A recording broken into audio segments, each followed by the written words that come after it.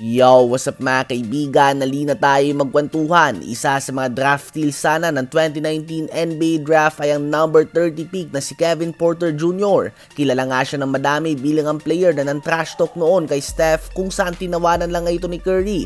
At tinapos ito ng 2-time regular season MVP nang gumawa siya ng 24 points sa last 13 minutes ng game.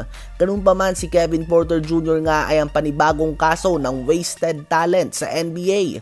2019 nang madraft siya ng Milwaukee Bucks only to be traded sa Cleveland Cavaliers. Less than 2 weeks sa kanyang NBA career ay nasuspend na kagad siya ng 1 game without pay matapos na magkaroon ng improper contact sa isang game official. November 19 na mabigyan siya ng tsansa na maging starter ng Cavs at agad siyang gumawa ng 18 points. Sa sumunod na season ay nagsimula siya na inactive matapos na makasuhan sa mga baril na hindi lisensyado.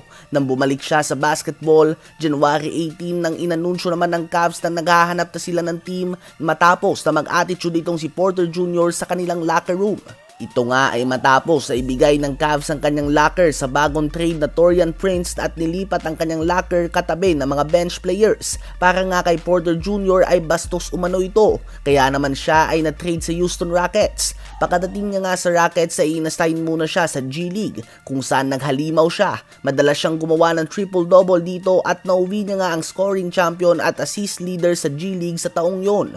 March 6 naman na makabalik siya sa NBA at March 11 nang napamulta siya ng $50,000 dahil sa pag-violate ng health and safety protocols ng NBA. Ngunit the next day lang ay nagtala siya ng 50 points and 11 assists, becoming the youngest player sa NBA history na nakapagtala ng 50 points and 10 plus assists. Sa off-season ay nakuha ng Rockets si Jalen Green and supposed to be ay sila na nga ang future ng franchise na ito. Ganun pa man, January 1 na magkaroon siya ng sagutan with Rockets assistant coach John Lucas. Nag-walkout nga sa arena at umuwi si Porter Jr. kahit na hindi pa tapos ang game.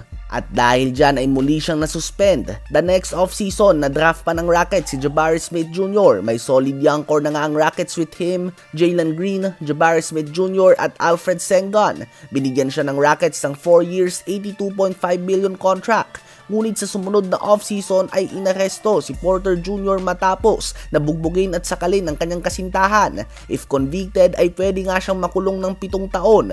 And few days ago ay na-trade na nga siya ng Houston Rockets sa OKC Thunder kasama ang mga picks. Well, kinuha lang nga ng OKC ang mga draft picks at tinapon na nila sa free agency ang young guard. At ngayon ay in question na ang kanyang future sa liga dahil wala ng team ang nagpapakita ng interes sa kanya. Sinayang nga niya ang kanyang mga chance sa mga kaibigan.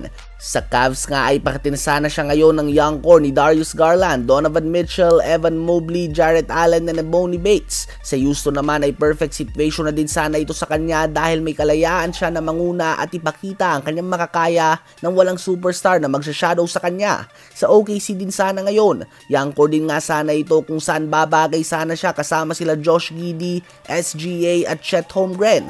Ganun pa man, nilalayuan na nga siya ng mga teams ngayon mga kaibigan dahil sa kanyang mga ginagawa sa labas ng court. Sa palagay mo ba ay dapat na mabigyan pa ng isang tsansa si Kevin Porter Jr. sa NBA?